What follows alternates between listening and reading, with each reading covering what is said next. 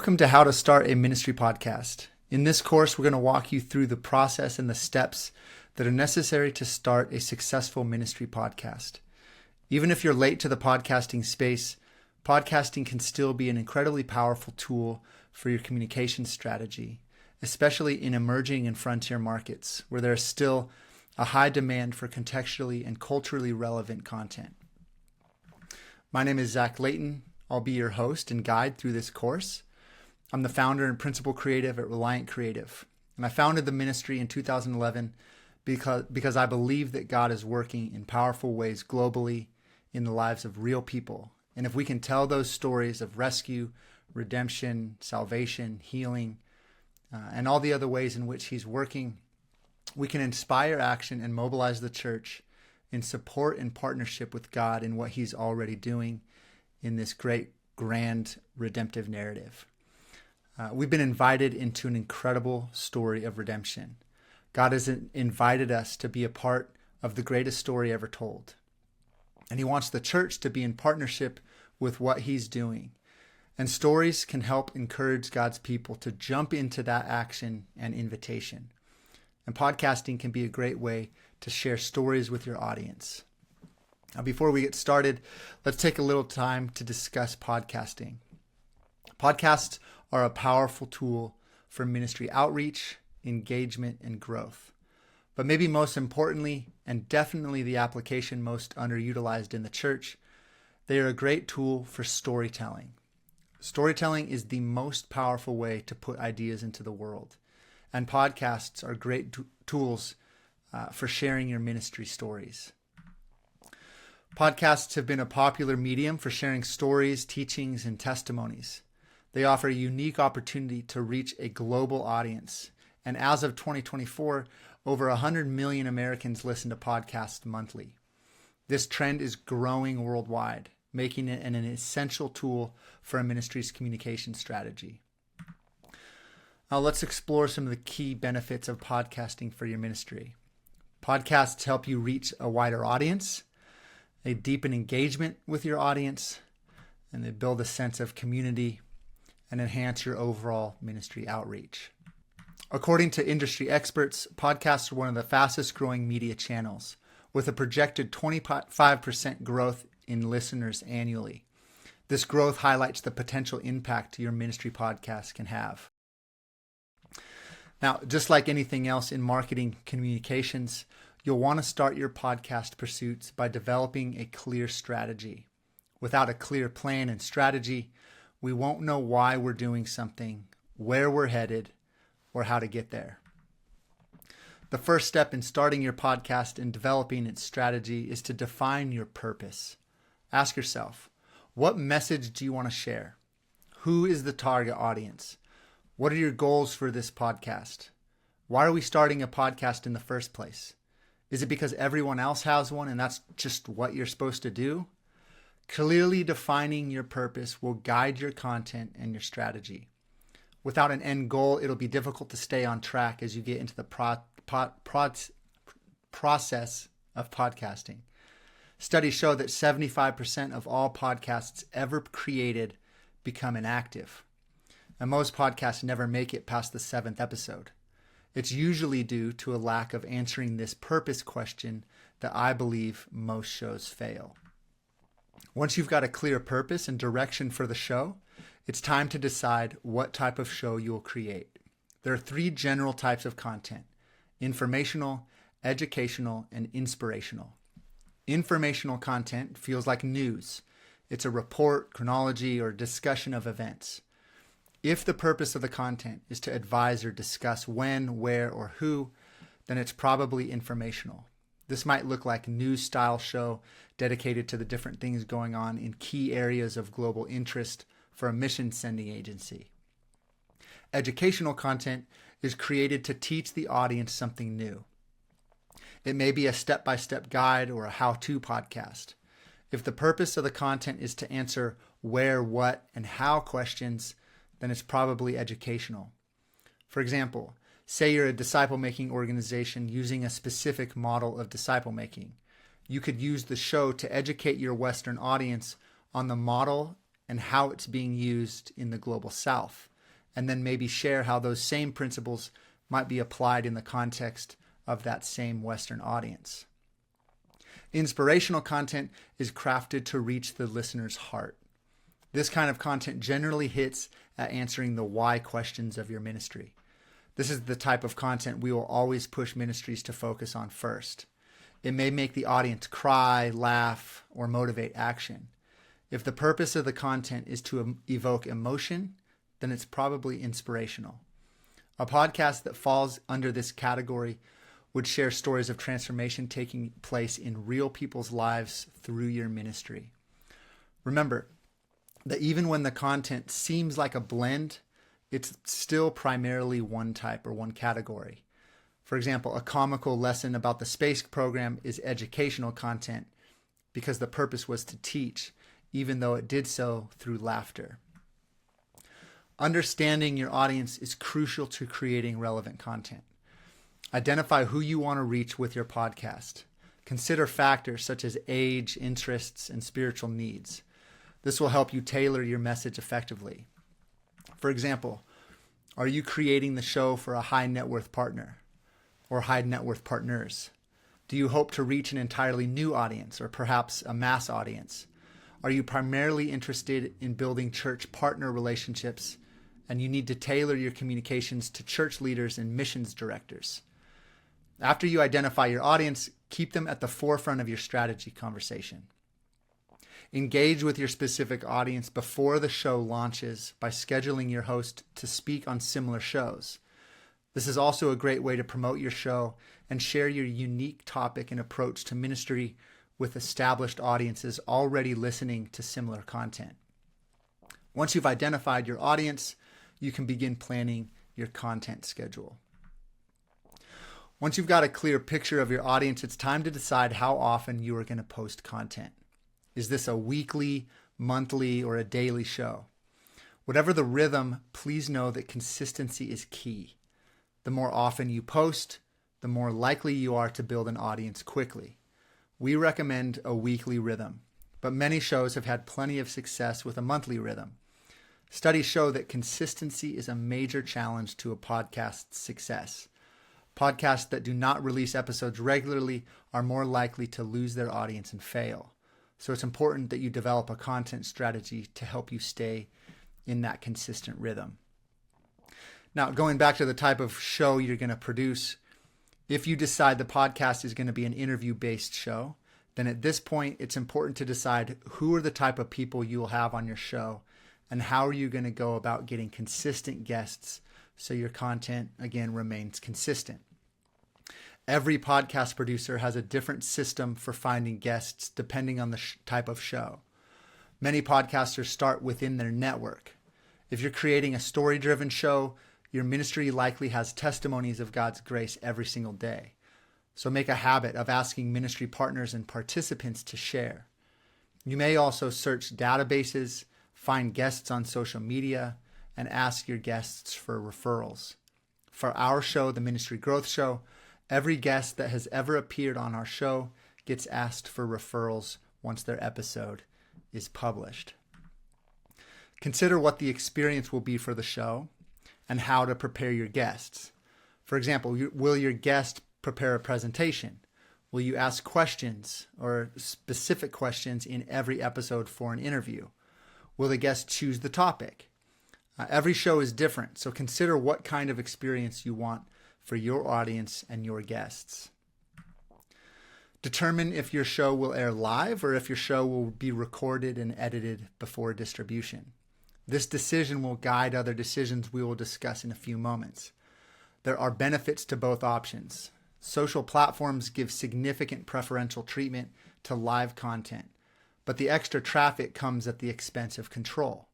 Your potentially larger audience will witness your messy moments, such as awkward pauses and other bloopers. Last, decide if your show will be audio only or if you also record video for the show. Video is not required on all platforms, but services like that have historically been audio only, like Spotify, have started offering it because video is the future of podcasting. There are incredible opportunities to build an audience on YouTube, and other platforms that require video to be successful. Video adds more work and time in post-production, including additional costs in gear and editing. So take these things into consideration as you think through your content strategy. Now that you've identified your audience and established a content strategy, the next step to start a ministry podcast is to build the brand identity of your new show. Will you brand the show around your existing identity, or will you build a new brand for the show's target audience? For example, we branded our podcast as the Ministry Growth Show because we wanted to communicate the value that we are offering clearly in the name of the show. Plus, at the time that the show was started, no one knew who Reliant Creative was. So a podcast that would be titled Reliant Creative Podcast simply wouldn't make sense. Our target audience is ministry leaders and marketing specialists in the ministry space. So we branded our show with a title that would engage them specifically. If your ministry brand has enough brand equity and awareness, it might be a good idea to play off of that already established brand. If your ministry is less well known, you might want to stick with naming and branding the show based off of the value that you're offering. And again, make these decisions with your audience in mind. Once you've got a name and brand direction, it's time to define the following branding elements for your show. You're going to need a show name. You're going to need messaging and communication structures that are specific to the show. So for example, how will you describe what the show is about? What are you going to communicate in the intro and outro? How will you talk about the show, both during the show and as you promote and share it with the world? You'll need to create the brand visuals once the show's name is in place. Again, if you're using your ministry name and existing ministry brand visuals, this process will be pretty straightforward. It's important to note, it is acceptable to create a unique name for the show along with existing familiar brand elements like fonts and colors, etc. In fact, that might be the most efficient way to go. But whatever you decide, you still need brand elements that are specifically tailored to podcasting and your distribution. We've provided a checklist of the required branding elements in the materials section of this course, so make sure you check that out. For our own show, we've got a logo and a show name, the Ministry Growth Show. We've got the cover art for each episode. This is what will show up as the cover art on your podcasting app of choice when someone plays the episode. If you're interviewing someone different on each episode, you might create a template for this that showcases the guest's portrait or profile picture. In our case, we've simply chosen to use the same cover art for every episode to keep things simple. Now, we post our episodes via our WordPress website through a plugin called Seriously Simple Podcasting. If you're posting your content directly inside of a platform like Spotify, you won't need to create a featured image like this. But because we choose to publish through our site, we've created a featured image template for every single episode. And we choose to publish our show like this so that we can get increased benefits of SEO power that comes with posting on our site. With every episode, we're also publishing episode summaries, which is similar to posting like the transcripts with each episode. So because we post through our blog and our website, each blog style post requires a featured image at the top of the post. Now that you've developed your strategy and branding elements, it's time to discuss the necessary gear to start your own ministry podcast. Like any product, audio gear follows the law of diminishing returns. For example, a microphone priced at $100 will produce significantly higher quality audio than a mic priced at $10, but only slightly lower quality audio than a $1,000 mic. As we discuss the gear you'll need to start a ministry podcast, we're going to share two directions. First, a budget-friendly option, and second, our splurge-worthy favorites. Now, again, it's important to note that all of our recommendations assume the ministry is conducting interviews digitally. These recommendations do not apply for churches or ministries doing in-person interviews in a studio setting or interviews that are taking place out in the field. Those style podcasts would require additional gear that we won't get into in this course. But if you're choosing to do an in-field or in-studio show as your first foray into podcasting, you'll likely have a solid understanding of the audio gear requirements anyways. To produce high-quality podcasts, again, you need the right equipment. Invest in a good microphone, headphones, and recording software. You don't need to spend a fortune, but quality equipment will make a significant difference in your audio. There are a lot of options, and your microphone is a critical part of your show. So we'd like to provide a little more guidance along with 2 recommendations. Generally, podcasting is an audio-only medium, so it's recommended that you don't skimp on quality entirely here. You don't want listeners to tune out because of poor audio, so we don't recommend ultra-cheap options. Thankfully, it is possible to set yourself up without breaking the bank. Here's our budget-friendly mic, a Blue Yeti. This is the microphone I use for our show. It's the one I'm using right now, and it has been a great microphone for around $100. Our splurge-worthy favorite is either a Heil PR40 or the Shure SM7B as shown here, both of which need to be paired with something like a Behringer mixer. It's important to note that these options, again, they require a mixer. You won't be able to record directly from your microphone to your computer via USB connection. We don't think the headache is necessarily worth the bump in quality, especially as you start out your show. It will be far more worth your time to get into the rhythm of consistent content rather than spending your time fussing over small increases in audio quality and some of the gear headaches that come with having more stuff to plug in and connect and integrate. Some audio heads will disagree with us, but remember the stats around podcasting that we discussed earlier. Most don't make it past their 7th episode. It's far more important to get into a rhythm with your content and upgrade your audio equipment as you go than it is to have everything perfect at the start. Now, as you start recording, here are some tips to keep in mind when recording your podcast. First, you want to find a quiet place to record. Back when our show was strictly audio, I had done many of our interviews for the show in a coat closet. As best you can, you want to find a quiet place to record where there isn't any background noise. You would be surprised at how much background noise your microphone will pick up. Another helpful tool is a pop filter. These are those little screens that you put in front of your microphone. Now, using a pop filter can help reduce popping sounds that tend to overload microphones and give the listener an unpleasant listening experience. Another helpful tip is to simply speak clearly and at a steady pace. There's a reason radio hosts sound the way that they do. I'm not saying everyone should try and sound like a radio host, but speaking clearly and with a steady pace can make a world of difference for your audio quality and listener experience. And lastly, just start recording and put content out into the world. You're not going to know what adjustments you need to make until you've done a handful of episodes. Like anything else, this is going to require and take practice, and you're going to learn a lot along the way. Now, we discussed the potential for video back in our content strategy phase. There are huge benefits to including video in your podcast production. Just know that those benefits come with costs, both in gear and in time and energy on the production side and the post-production and publication side. As we walk through our gear recommendations for video production of a podcast, it's important to note that we have experience with some, but not all of the gear that we've listed. Figuring out the best camera and lighting setup for your environment will require trial and error. The first piece of gear that you're going to want to figure out is your camera gear.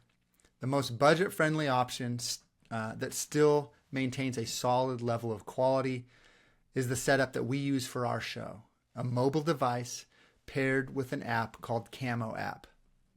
There is a subscription cost for the Camo app and the obvious cost of the mobile device, but you should already have the phone. In most cases, your mobile device will have a far superior camera than a webcam on the market. So just go with your phone rather than fussing with the difficulty of finding the right webcam. If we're going to go away from a mobile device and upgrading quality, we would recommend a Canon M50. A nicer camera is going to provide better quality audio or quality video. For example, if you're using video on your podcast for YouTube, better picture quality is going to give you an overall bump in the production value. But keep in mind, again, like audio gear, we're going to experience the law of diminishing returns with your camera gear. Just because you have a nicer camera doesn't mean you'll have a guaranteed increase in your final quality, especially if you don't understand basic lighting principles. Overall, lighting will have a greater impact on your final quality than the camera that you're using. You can create much higher production value with a good lighting setup and a mediocre camera than you can with a great camera and poor lighting. Of our lighting recommendations, we'll do the same thing we did with audio equipment and recommend a budget-friendly version and a splurge-worthy version. For the budget-friendly version, you can simply find a house lamp or desk light or put it in close proximity to your face.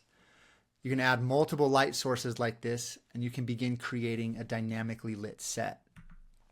For our splurge-worthy favorites, we'll recommend the LED GVM 2-pack from Amazon. If you simply search GVM LED 2-pack in Amazon, it'll come up as the first search result. There's nothing really splurge about this light. It's actually pretty cheap compared to professional studio video lights on the market, but it's a great option if you're just starting out. This is the lighting setup that we have right now. It's important to note that our lighting recommendations are, again, for virtual interviews rather than in-person interviews. If you're recording in-person video interviews, you're probably going to be looking at a more official studio setup with studio lighting. Now that you've established your content strategy and brand, we've talked about gear, there are a lot of directions you can go with software and podcasting gear on the post-production side. Again, just like anything else, things are going to come down to cost, so it'll help by defining your budget. The post-production process is a key element in the final production value of your show.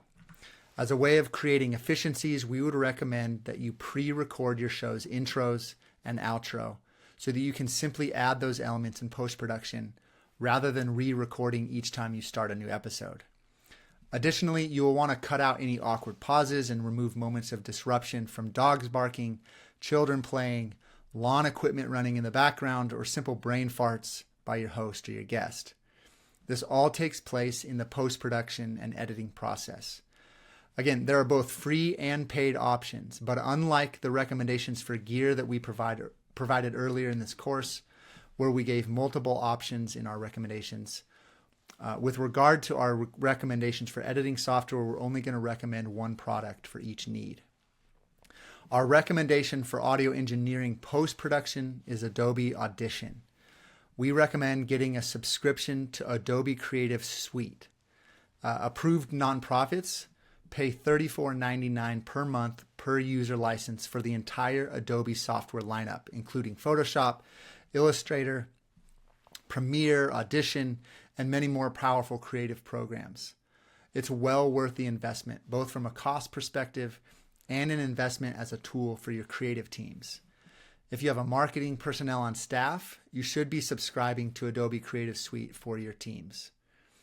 If your podcast is going to be an interview-based podcast where the interview takes place via a digital call, you'll need interview software. There's one clear winner in this game right now, and it's Riverside. Don't waste your time with any other platforms. Riverside is by far the best solution. Riverside is similar to Zoom or Google Meet experientially, but the audio and video recording quality are much better. We've been impressed with the platform for our own use, and it offers a nice, clean user experience.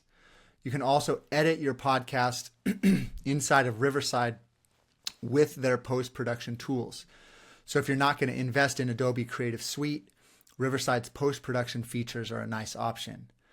Riverside also has some great AI tools that help in the editing process and in the micro content production process as well.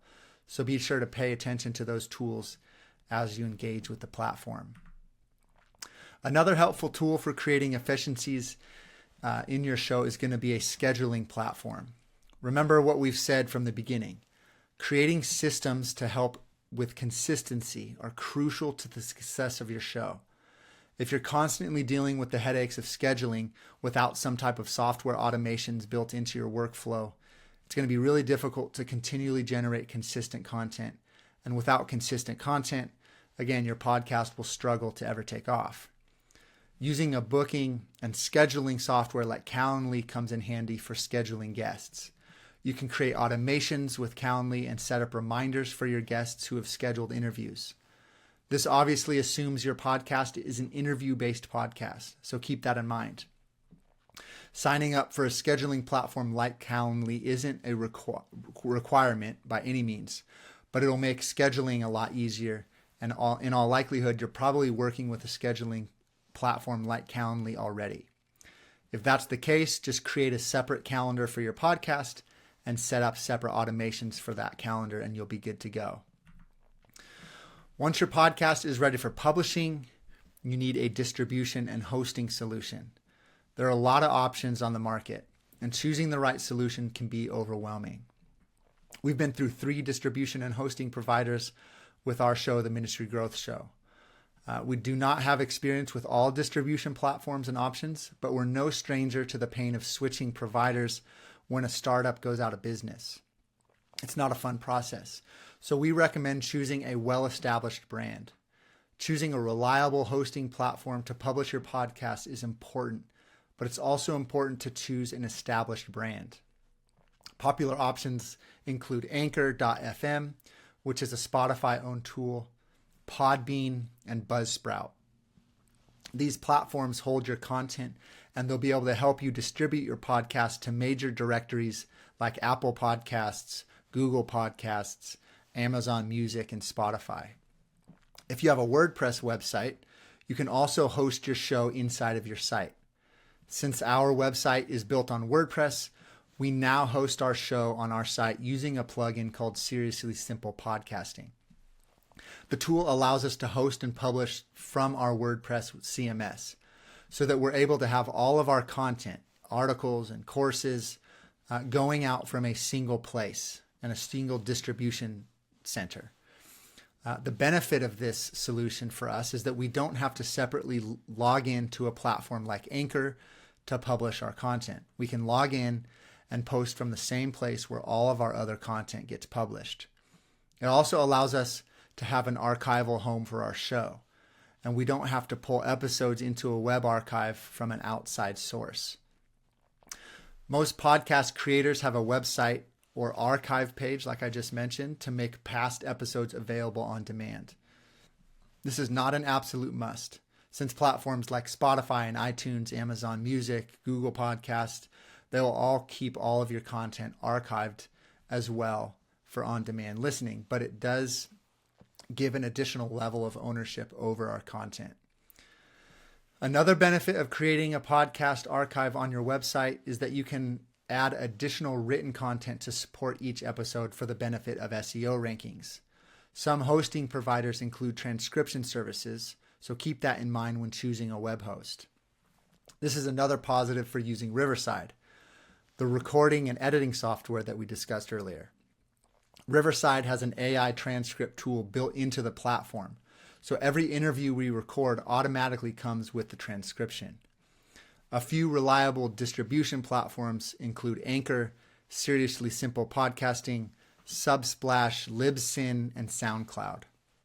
We will make 3 recommendations here, but you really can't go wrong with any of these options. For WordPress users, again, we recommend Seriously Simple Podcasting, a plugin designed by the Castos team. It is a great platform for hosting and distributing your podcast if you already have a WordPress site.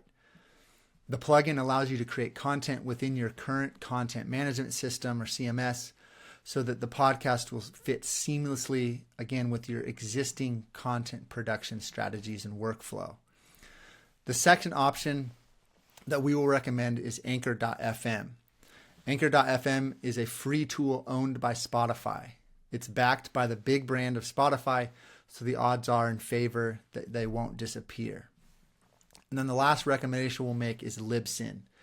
We don't have experience with Libsyn, but we've heard great things, and they're a well-known offering in the podcasting distribution space.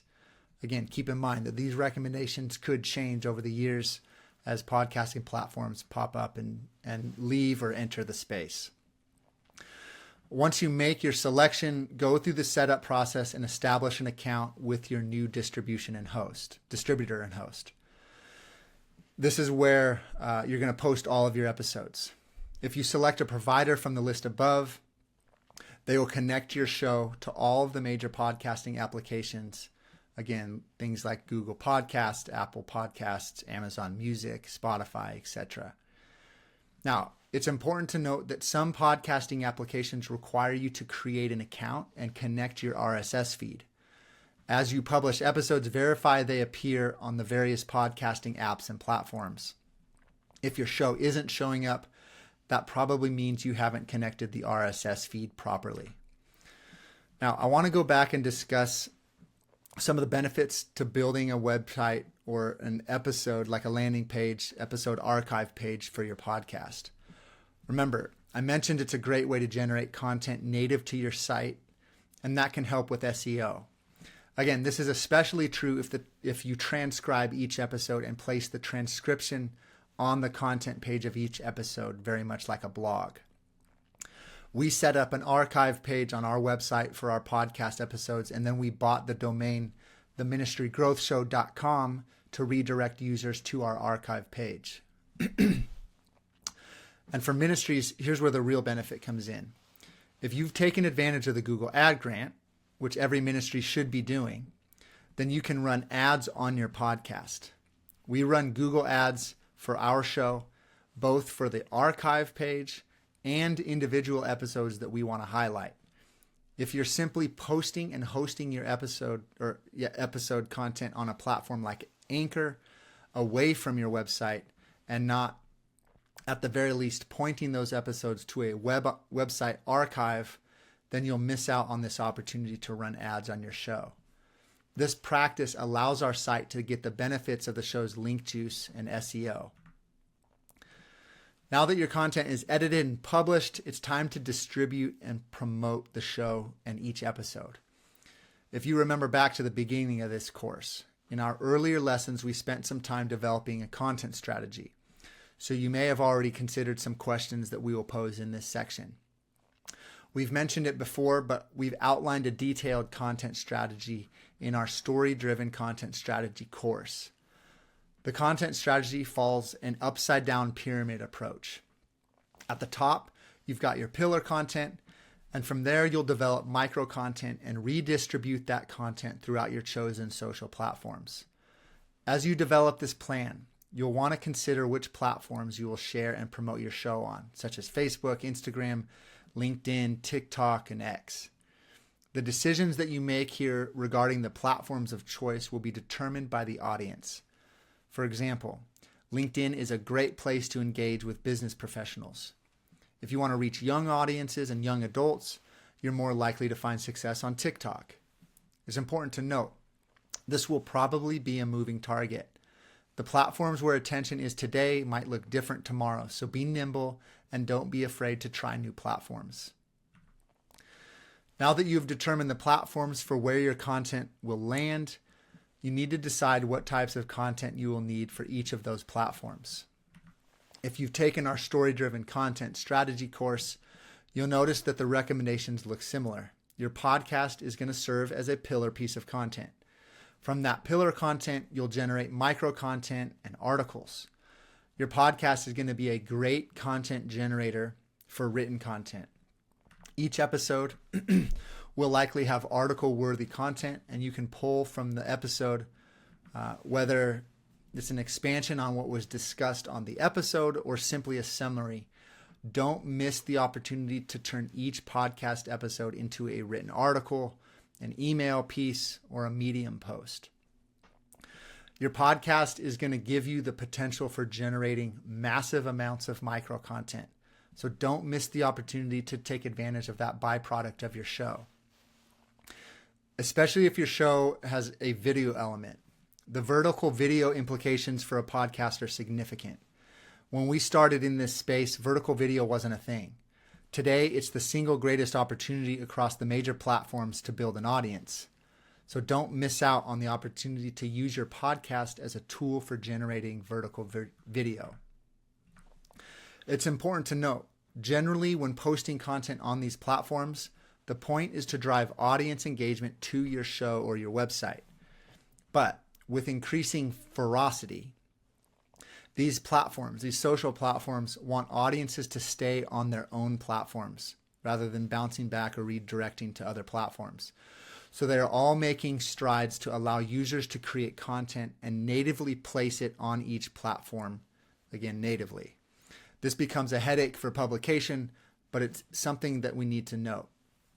To save time on your publication workflow, we recommend using software like Canva or tools in your Adobe Creative Suite to create publication content templates like we discussed earlier and showed earlier from our own show for your site, your cover art, and your branded posts. At the very least, you'll want a featured image template like we showed earlier, a square post template, and a story or vertical template. And if you're using video for your show, a vertical video intro and outro template for each episode and each piece of content. Now, assuming you're using a social media scheduling tool, use the same social media scheduling tool you use for your other marketing content to distribute posts for each episode to your followers. If you don't have a platform that you're using already, we would recommend Vista Social. It's what we use, and it's a great tool with a friendly user experience. If you're following our content strategy or any other content strategy at all and posting to multiple platforms, a scheduling platform like Vista will make your life so much easier. Again, it's important to note that YouTube, Facebook, Instagram, LinkedIn, and TikTok, X, they all allow, maybe not X yet, but it will. They all allow for native video content. So if you're creating a show that includes video production, you may want to post the entire episode natively on each of those platforms. Each platform has a different video length limit, so be sure to pay attention to those requirements. We've mentioned a content strategy multiple times throughout this course. Again, it's important to create a content schedule for your show because consistency is so important. We've created a content strategy map to help get you started that we've provided a link for in the materials section of this course. We developed this free resource a few years back.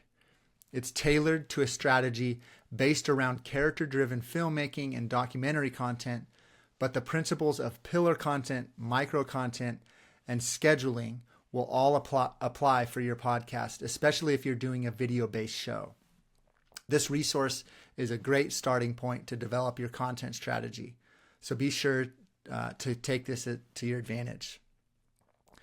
A podcast serves as a great pillar piece of content that can drive a micro content strategy. Again, to see a deeper dive into that strategy, be sure to check out our story-driven content strategy course where we dive into this calendar and the strategies behind it in greater detail.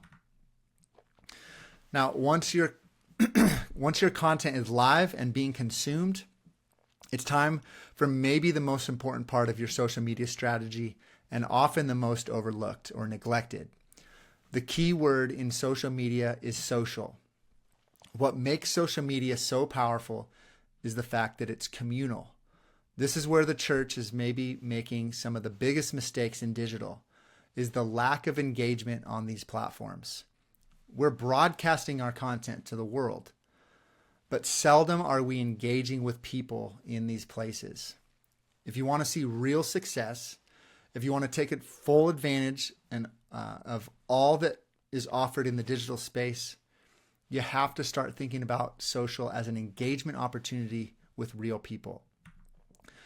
Engage with your listeners by encouraging feedback and interaction, respond to comments, ask for listener questions, and consider creating a community space like a Facebook group.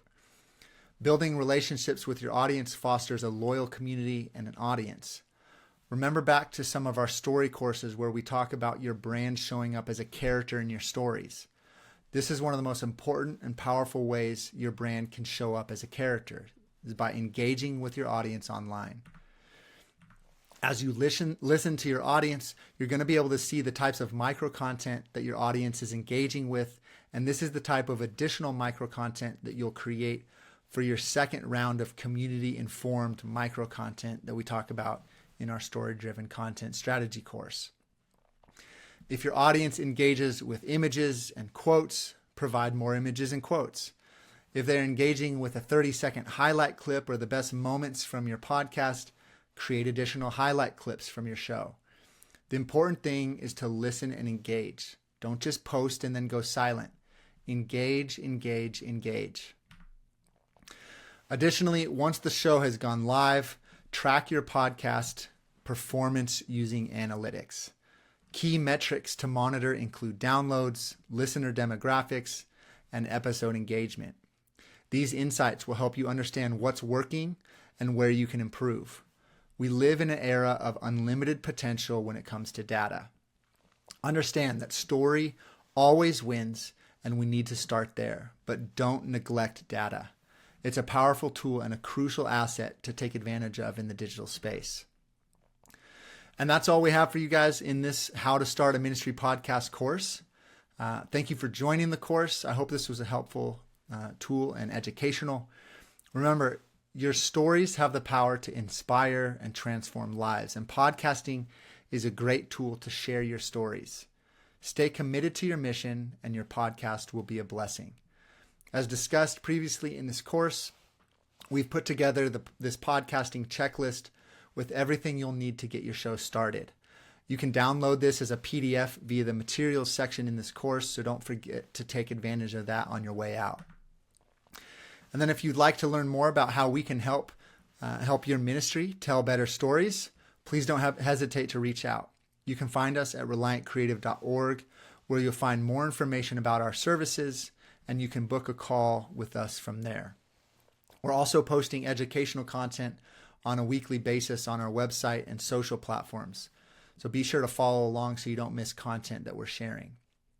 And then lastly, this is one of many courses we have on our site right now. So be sure to check all of those others out as well. Our purpose is to help the church testify of all that Jesus is doing, and we'd love to help your ministry do just that. Thanks for listening.